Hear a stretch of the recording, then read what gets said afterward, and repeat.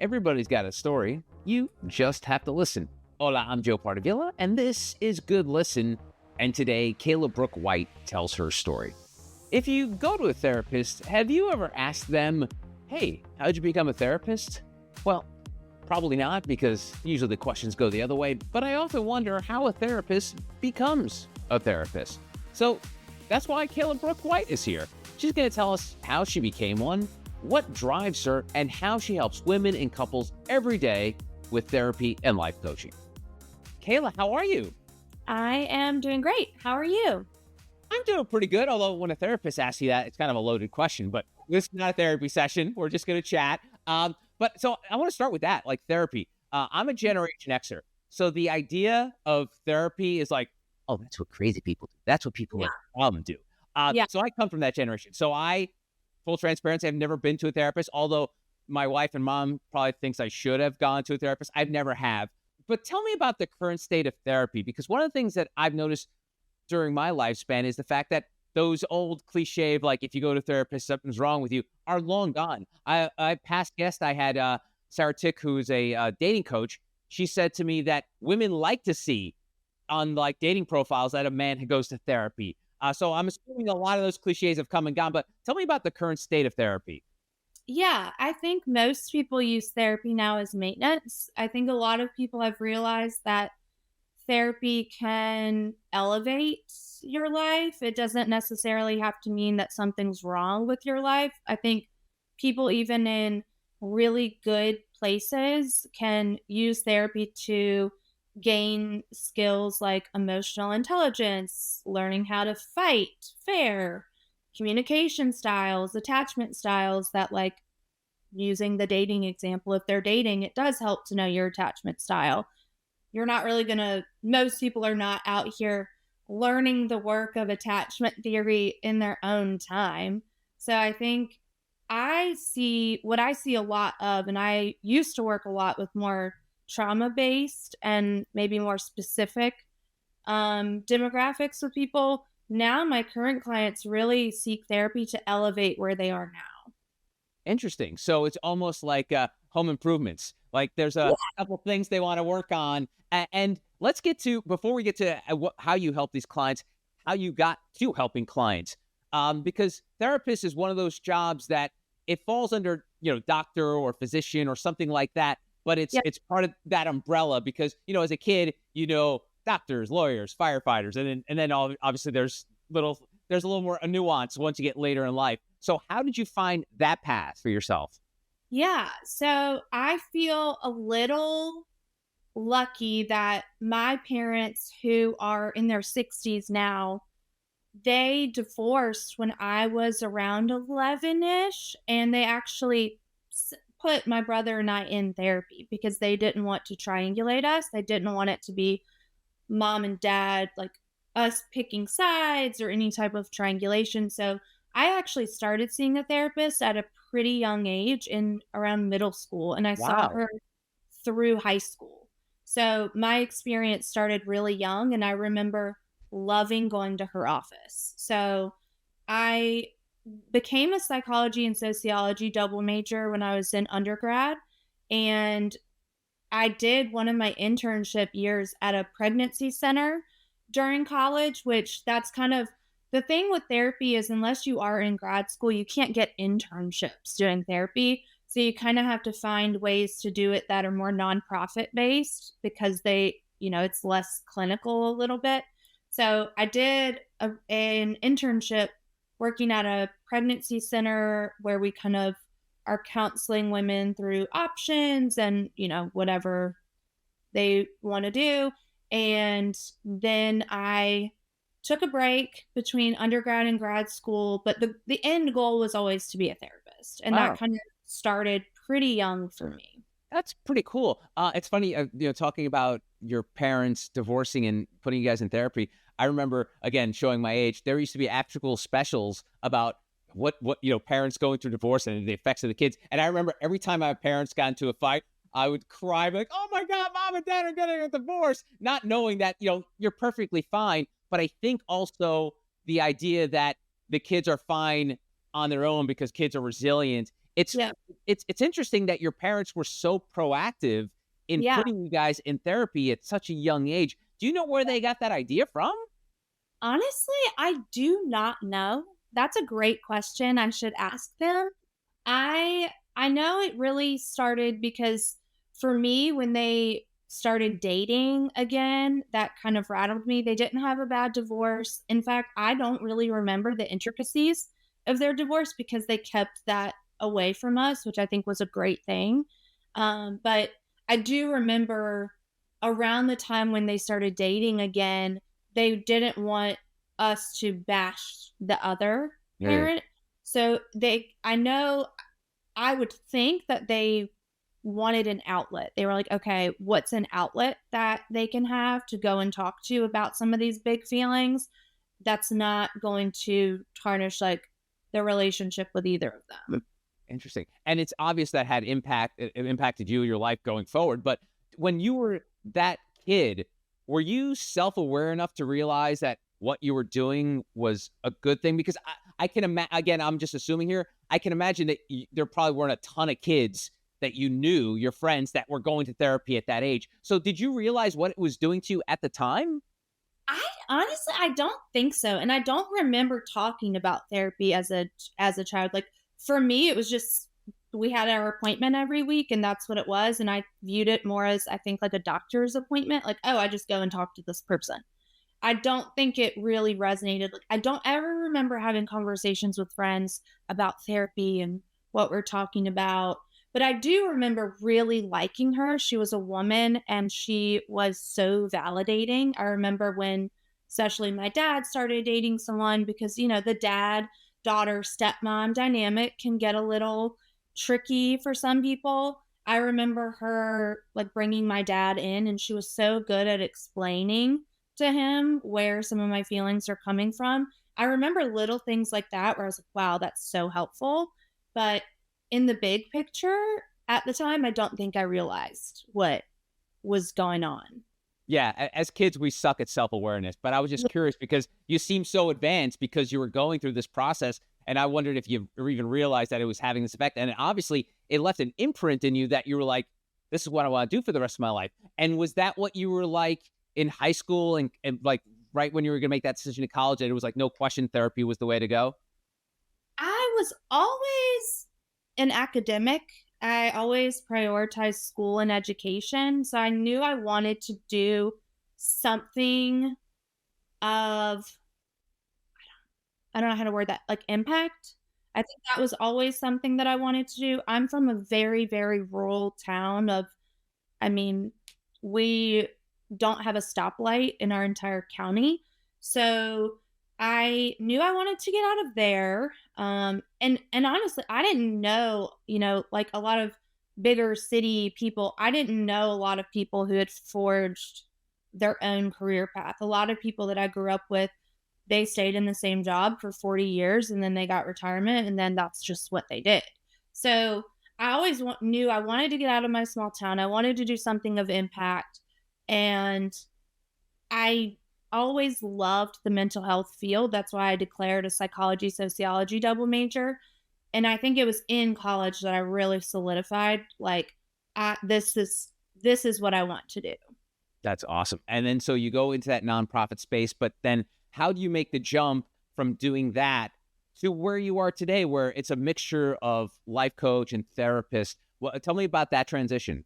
Yeah. I, went to grad school and in grad school you have to do residency. So in residency, you have to have X amount of hours. So what they try to do in residency is have you do your practicum and internships at different places to get a feel for what you like. So I did one of mine at the DC jail, and then I did another one at Phoenix House, which is an inpatient, outpatient PHP substance abuse rehabilitation center. And while I loved working with those populations, I realized that wasn't necessarily for me. And then I did my residency in a private practice setting. So I have field work experience in pregnancy centers and drug and substance abuse in the criminal justice department. And then I really wanted that private practice experience. So learning the private practice experience, they don't really teach you business tools in grad school to be a therapist. Right. So I used that time to really pick up skills of I'm an entrepreneur at heart. I don't like working for other people. I like my own schedule. I like autonomy. I like that's very, very important to me. So I really had to navigate how can I do that? So I tried to use all of my experiences combined to then when it was time for me to go out on my own, I was like, I feel like I can do this. Wow, that's so cool. If you don't mind going back to the time when you were working at with jails and with in sort of rehab facility, Yeah. you're a self-described country girl. Was there a bit of culture shock that you're like, holy shit, what did I get myself into? Yeah, a little bit. So I come from this rural tiny little town in Southeast Virginia, and then I went to undergrad at UVA. Then I did all my grad school in DC. So I kind of went from a really small town to medium-sized place, Charlottesville, to DC, the nation's Yeah. capital. I did have so a little self-disclosure, my brother is incarcerated. So I've known a lot about the justice system just from that. And working there, that was my first placement was it was less therapy and more it's basic things that you don't think of, like getting their birth certificates to them so that when they get released, they can't really think about their mental health because what they're thinking about is if I'm coming up to be released, I don't have any paperwork to legitimize me. I can't get Wow. a job without my birth certificate. I can't get a social security card without it. I can't get an ID without it. How am I supposed to get to and from work with no ID? I can't get a credit card without an ID. So that experience was less therapy and more learning the inner workings of the justice system and why there is a lot of work that needs to be done there because you really can't go get into the mental health space with a lot of these people because they're worried about where am I going to live and how am I going to make money and what am I going to do. They're not worried about how they're feeling. Wow. So it was less of that in that setting, which I do think was still extremely helpful for me to learn. And then in the substance abuse clinic, that was really interesting because, in private practice, you have boundaries. Like there's so many boundaries when you work in private practice. Like my clients really don't know that much about me, but I know a lot about them. Whereas when you work in a substance use, when you're assigned a client, especially in a rehab, like you have to go into the bathroom stall with them while they take their drug test. So like you're getting to really know them. Wow. So that was a wild experience for me personally because I was like, this just that's not what you think of when you think of being a therapist. So you really have to build that trust because they either really like you and feel like you're on their side or you are the bane of their existence because you know people can only accept the change that they want. So you're given a mixed bag of people. So I wasn't really used to a lot of confrontational people until I worked in that setting. Because it's hard to tell somebody your drug test came back positive, and but yet you still want them to like you. So it's a lot of trust building and rapport building and interesting place to work. So yeah, that was a huge shock for me because I lived a pretty naive life to some of bigger real world issues like an opioid crisis and all of that. Wow. That sounds like a lot. And going back to the point that you made that you have an entrepreneurial spirit. So I've worked with a lot of doctors and people in the healthcare industry who decide later on in life that they want to be entrepreneurs. But the one thing that they've always told me is when you're going to medical school, you're going to grad school, the idea of classes that are business minded, there's not even a iota of a chance for you to learn that. And that's why a lot of physicians and people that go into healthcare have a lot of problem First of all, they don't have that entrepreneurial gene, which I have this running joke because I do a lot of business podcasts. It's like, I feel like entrepreneurs are psychopaths. And I apologize for using that term in this setting, No, but like, it's really hard to do so. So the yeah, idea of doing this track of working in the healthcare field, no matter which one you're doing, there's nothing they teach you about how to run a business, how to run an office, none of that. So yeah. where did the entrepreneurial spirit come for you where it blended perfectly with your therapy experience? Because I'm telling you, that is very rare from all the folks that I've spoken to. Yeah, I agree. I think entrepreneurs were our own kind of breed. But so my dad was a business owner. He owns a trucking company. So I just remember his grit, and I mean, as an entrepreneur, you get it. There's not days off. It's you have a business or you don't. It's not like, oh, I'm going to have my business a few days a week and then I'm done with it. That's not really how it is. So I remember watching him work a ton as a child. So I do think subconsciously that helped a little bit. And then, but in grad school, it's kind of funny. I remember professors saying this all the time. You don't become a therapist if you want to make money. You don't become a therapist if you want to make money. And I remember thinking, why, why is it bad to want to create personal wealth? What, like, yes, we're helpers and we have a part of us that are serious empaths, but I don't think that that means we can't or shouldn't be allowed to also make good money. So I remember hearing that, and I'd like to go against the grain a little bit. And I remember hearing that from multiple professors, and I thinking, that's not true. Like, I want to make decent money. I want to build a life for myself, and I'm going to do that with this career path. So I think that it's kind of one of those things when you hear somebody say, you can't do that, you're like, okay, well, let's see. Good for you. Yeah, it's such a strange message because I get where they're coming from that you're not, I mean, you're not going to make millions of dollars as a therapist. It's obvious. Yeah, like we get that. But why they would say that to you in such a way? Because yes, obviously you're not going to, start a tech company and become a billionaire as a therapist, but Yeah. but you can make a living. If therapists didn't make a living, there would be no therapists. Very odd. Yeah. Yeah. I thought it was a really weird um message as well, but then it is backed by insurance companies. Really don't, a lot of people don't, unless you've ever been a provider that accepts and you get paid from taking insurance, you really don't understand how it works. And how do you know how it works? No, please share. So basically how it works, let's say you're the therapist and I'm the client and I have Anthem. You accept Anthem. How it works is, okay, I'm coming to you. I have Anthem insurance. You accept that. You have to have a contract with Anthem. Say your rate's $150 an hour. Okay. You go to Anthem and you say, my rate's $150 an hour. I'd like to accept clients using Anthem.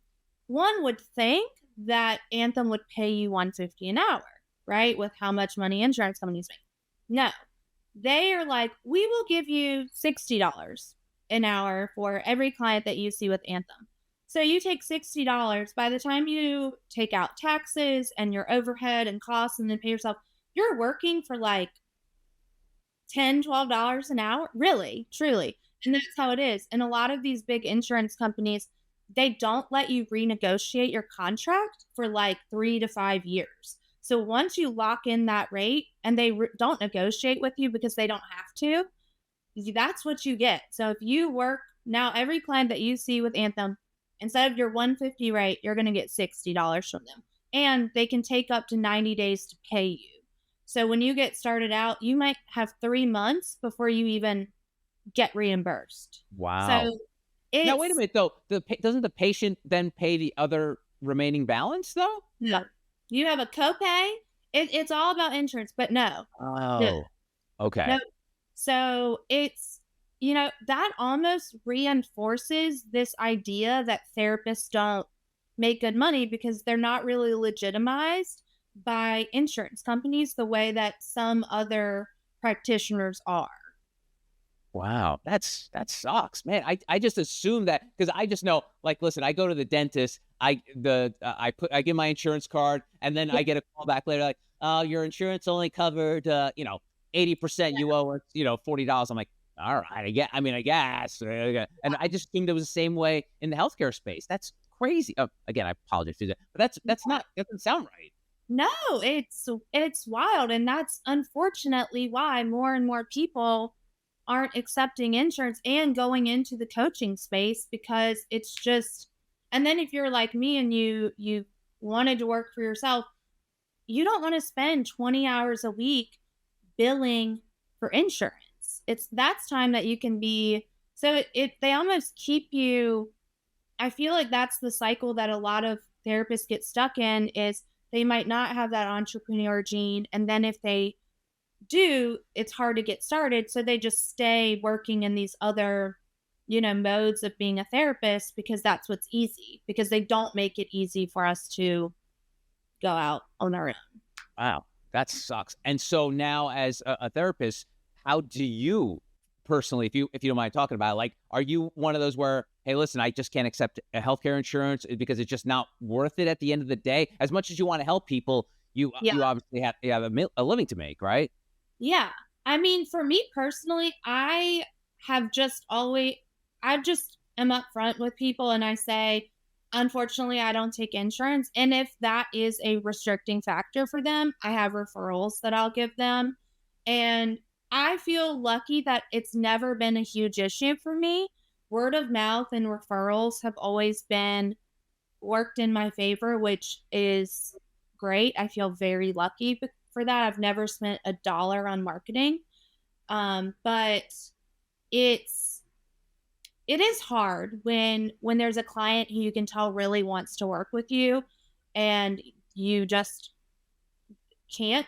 However, I do offer a certain amount of sliding scale spots. So I have some clients who I offer a sliding scale because I think that's important and there should be some balance.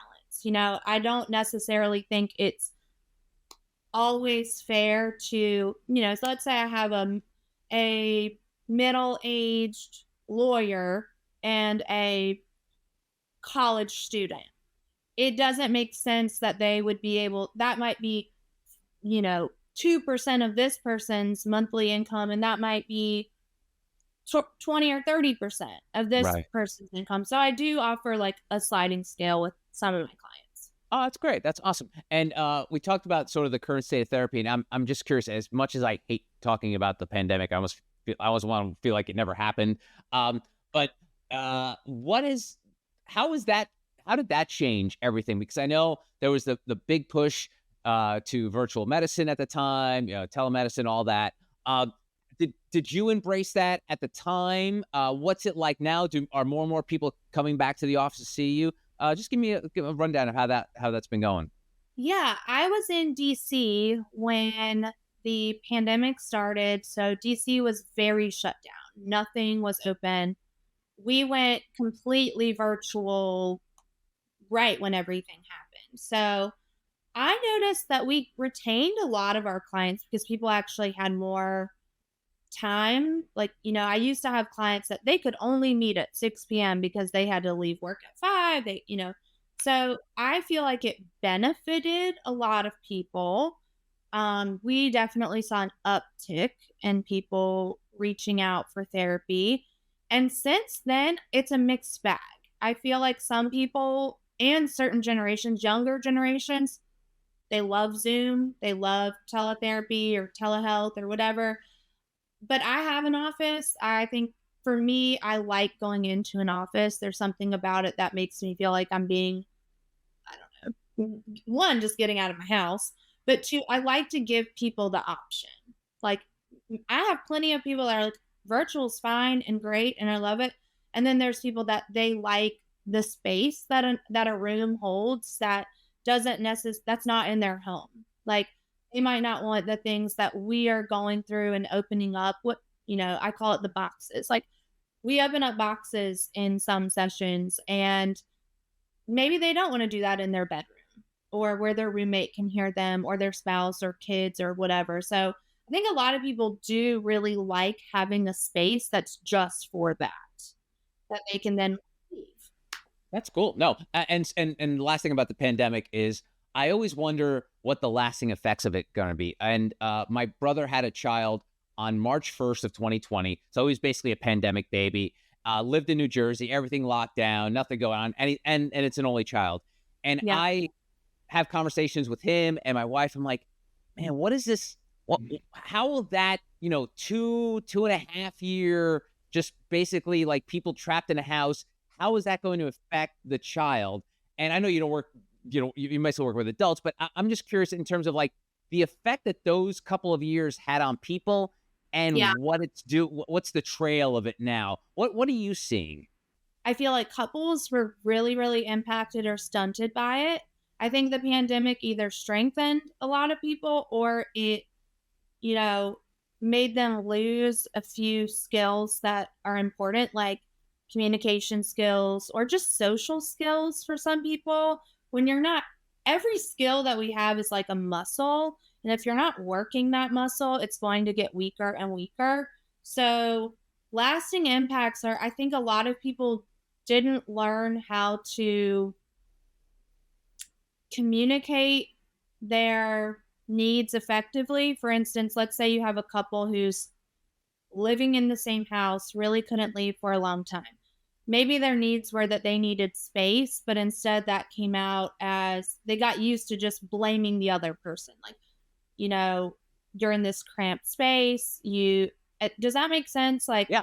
I think a lot of people just learned they started playing the blame game with a lot of things instead of taking personal responsibility and learning how to like communicate their needs of what was wrong because we had this big external thing that we could put blame on that people didn't really take responsibility for maybe actions that were in their control.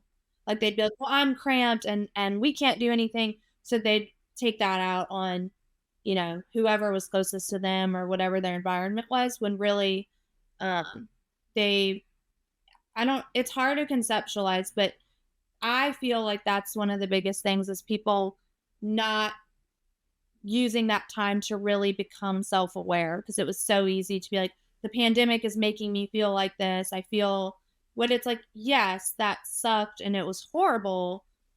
We still have personal responsibility for certain things and I think a lot of people place a lot of blame on COVID that had, was more of an internal thing. Mm. It's funny that you mentioned that because I remember a lot of the jokes at the beginning of the pandemic, because we were all full of jokes during the pandemic, was, oh man, can you imagine the number of babies that are going to be born? But it turned Yeah. out to be the opposite.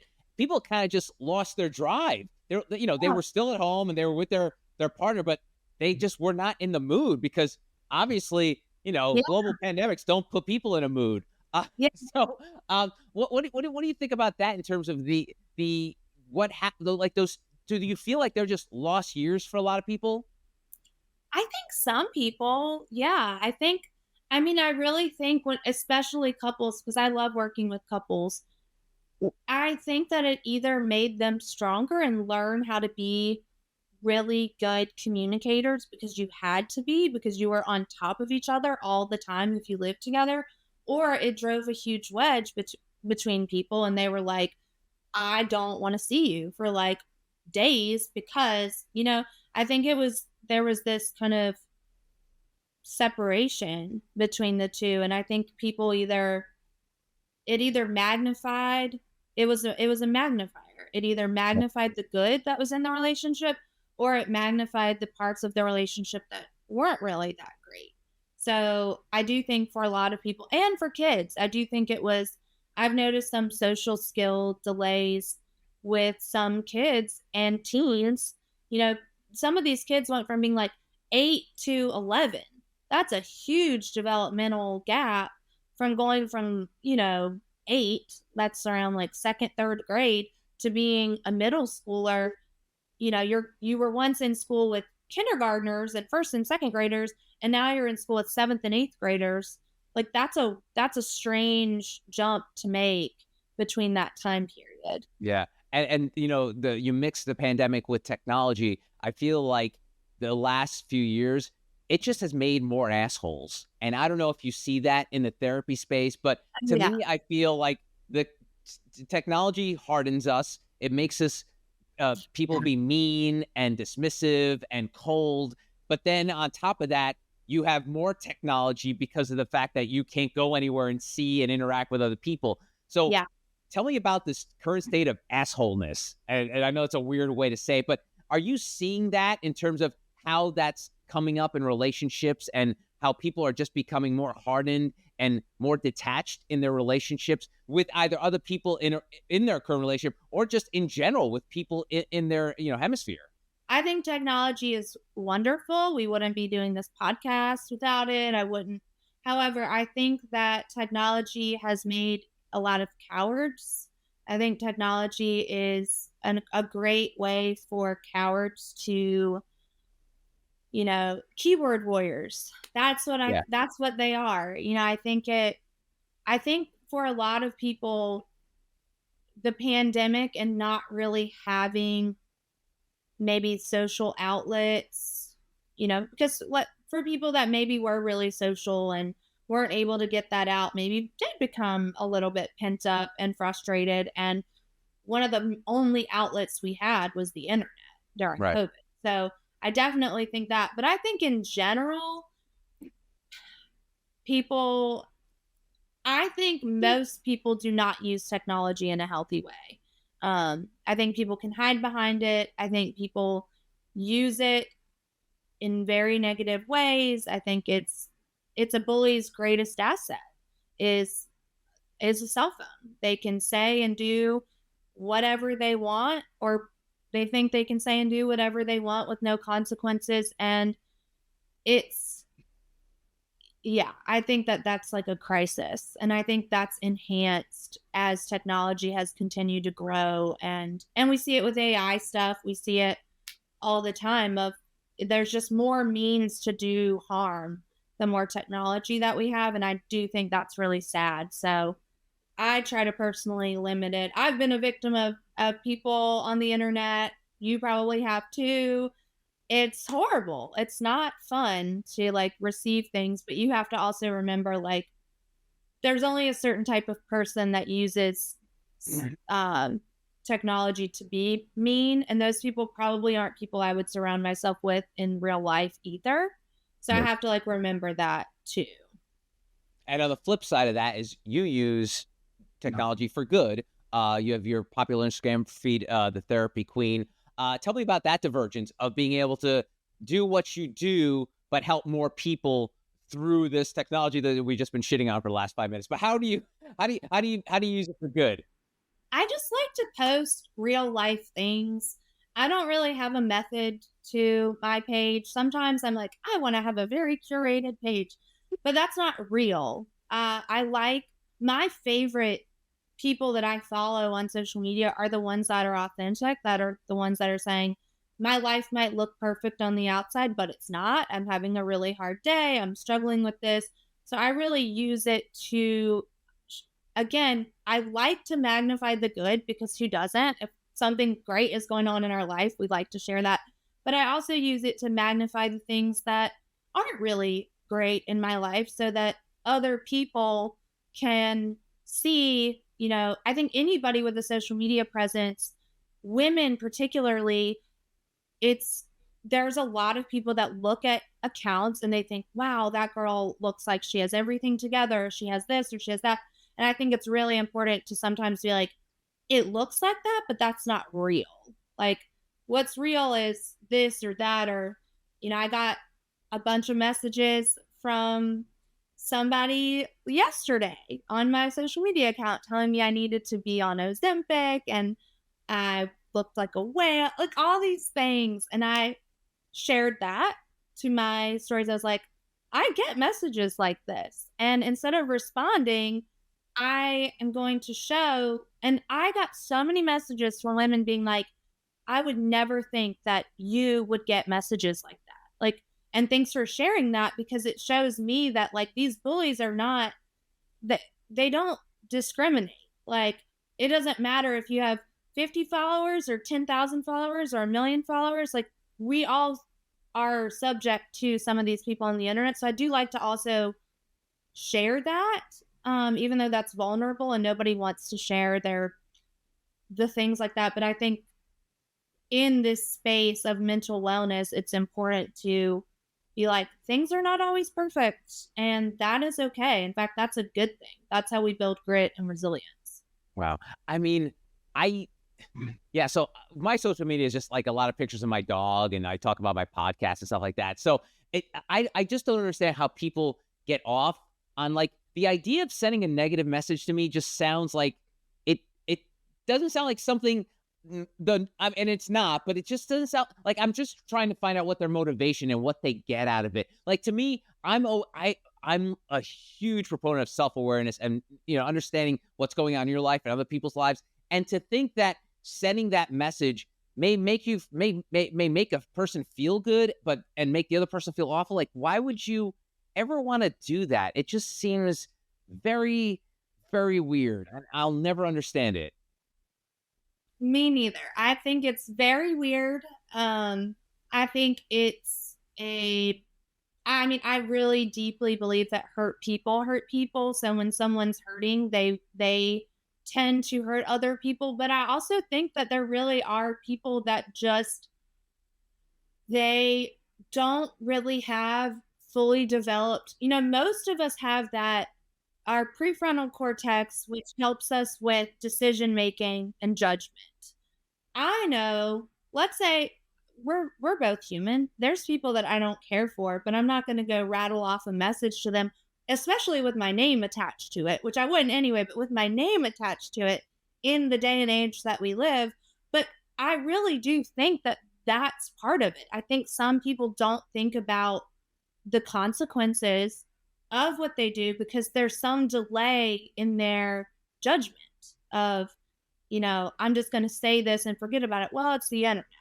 That's really not going to happen. But I think it's a mixed bag of there's some people that do get off on that. They feel better, or they're hurt, or there's some judgment prefrontal cortex issue. And last thing on this, Kayla, is the fact that, so I worked my entire life in radio, and I always had the perception of, if you don't like something that someone does, you just turn it off and watch something else, listen to something else. So to me, the way I've been sort of raised and like the way I live is like, hey, if there's this thing I don't like, I'm not going to boycott it or write about it. I just won't either go shop there. I won't listen to it. I won't watch it. So it is weird. So, and I get it. Like, I was very fortunate for like 20 years. I was on the radio in New York. So I had this outlet to say and do what I want to say to other people. But for most people, they didn't have that. So I have this sort of detachment of like, it doesn't pay for me. Like, I just had my air conditioner worked on the other day, and I've gotten a text every week from the air conditioning company saying, hey, will you please leave a good review? And I'm like, no, I don't leave bad reviews. I don't leave good reviews. So I don't want to do any of that. And on the subject of reviews, I know that's a big thing in the world of healthcare and therapy. Yeah. How do you handle that? Because again, you said the thing, what's out there is out there. So if someone leaves a bad review for Kayla, it's out there, and it's probably gonna be out there until the day you die. Yeah. How do you grapple with that? It's never fun to read, any negative thing about yourself. However, I think a huge part of entrepreneurship is, I take it back to that, because I hired a mindset coach when I went out to work for myself, and we talked about this. They were like, you're going to have people that don't like you, and you're going to have a bad session at some point in your career, and there's going to be somebody that is disgruntled with you. That is part of life. And if you can accept that as part of life before it happens, when it happens, it won't be a huge deal.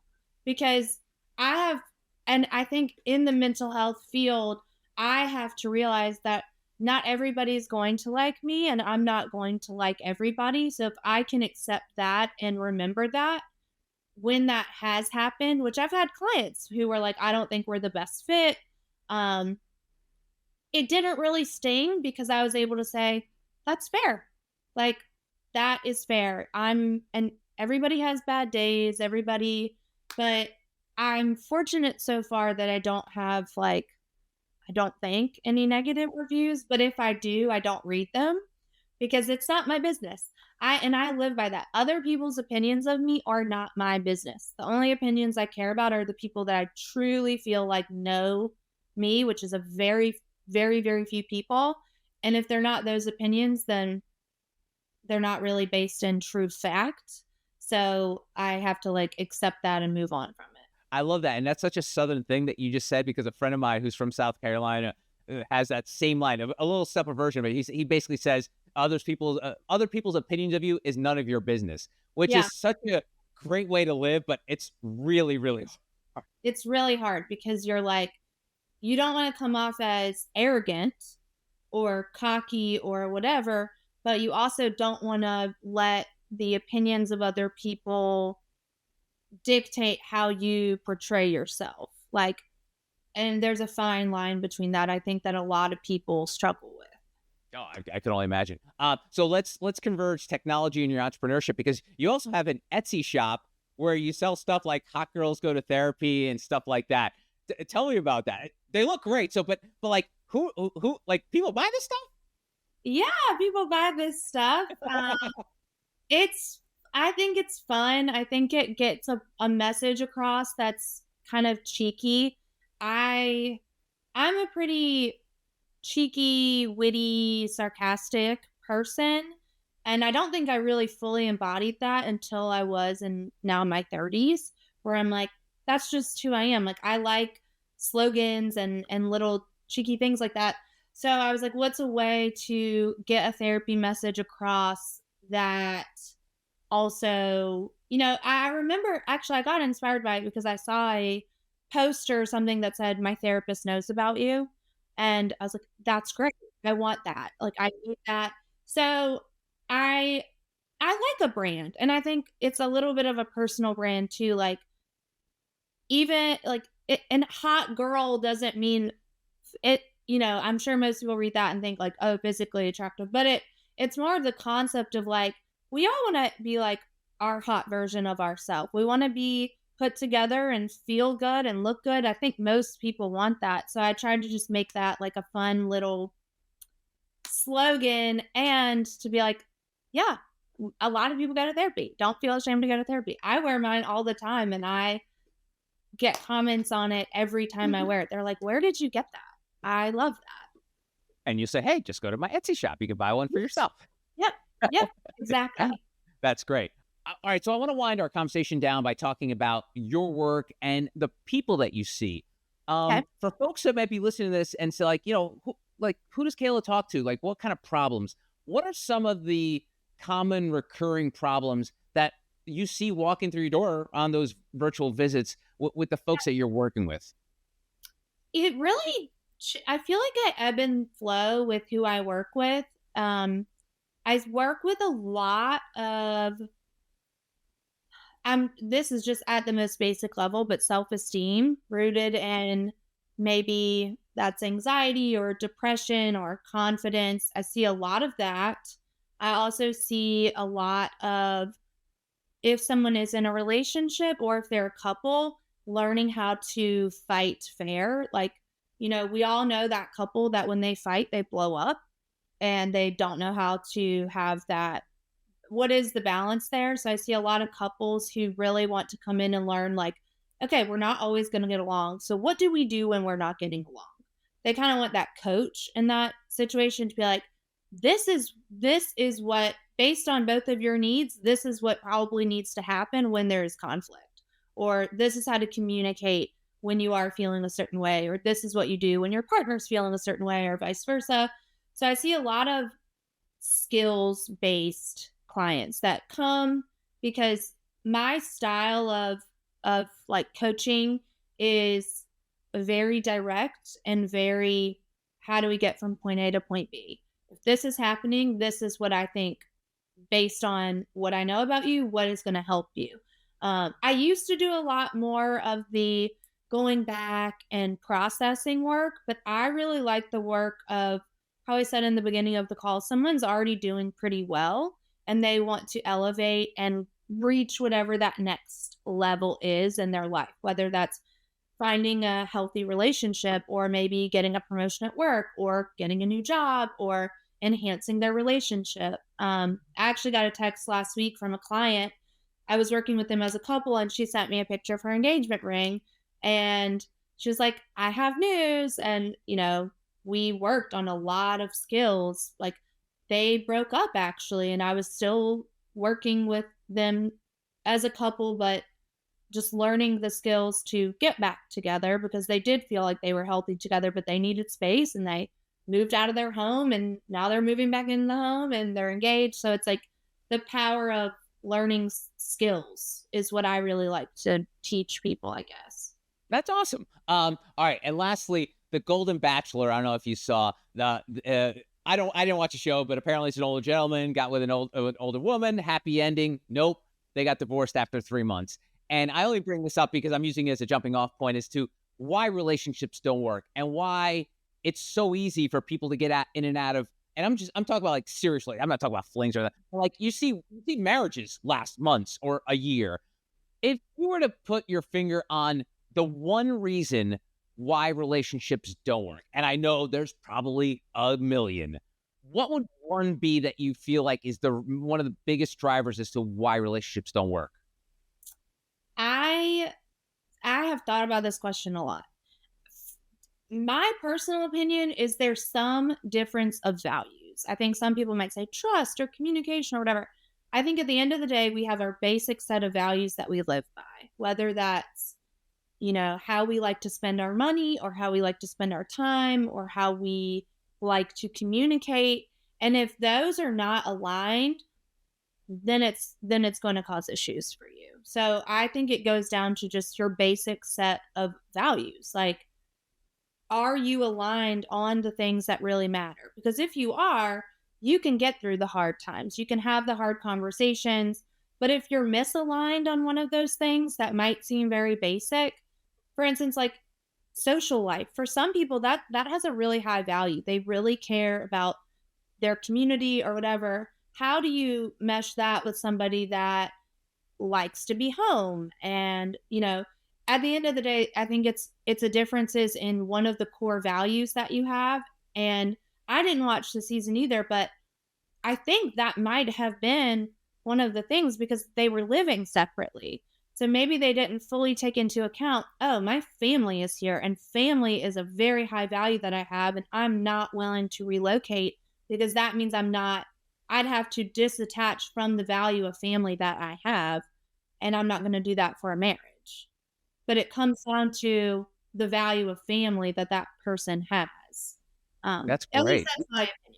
No, I love that. And and obviously not a therapist, but and I write about this a lot is the idea of curiosity. And I always feel many relationships fail because one person is no longer curious about the other one. Like once the idea of like, I don't care how they're feeling today, or I don't care how their day was. Once that creeps into a relationship, I feel like that's sort of the beginning of the end, because at that point, then it turns into anger and annoyance. But I think that curiosity piece is one thing people don't think about. They don't think about, because I think that's what the key to a long-lasting relationship is. The curiosity that drives you always wanting to know what's going on in that person's mind, what they're thinking, what's their opinion about something. So I don't know. I just throw my 2 cents of therapy in there, 2 years of college for communication, so it doesn't count. But that's what I feel. Totally. I totally agree. I think we have to look at our partner with a sense of, when I go through an emotional needs with clients, admiration is one of them. And I think the second that goes missing, the relationship will go south. I think if you are not looking at your partner thinking, how can I make them happy, or with some level of admiration, or like you said, curiosity, then really, what do you have?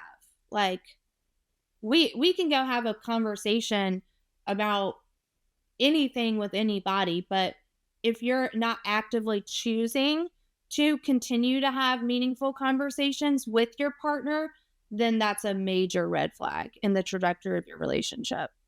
Awesome. All good stuff. Kayla, if folks want to get in touch with you, find out more about you, where would be the best place to start?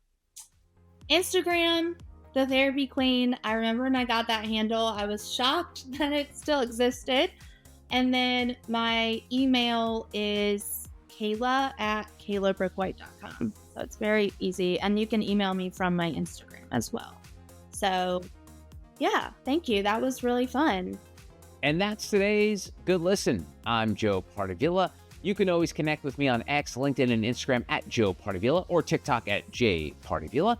If you'd like to shoot me a note, you can send an email to joepardavila at protonmail.com. And if you have a moment, I would love if you could leave a 5-star review on Apple or Spotify. And if you're watching on YouTube, leave a big old thumbs up. Thanks for spending some time with me today. I really appreciate it. Until next time, adios.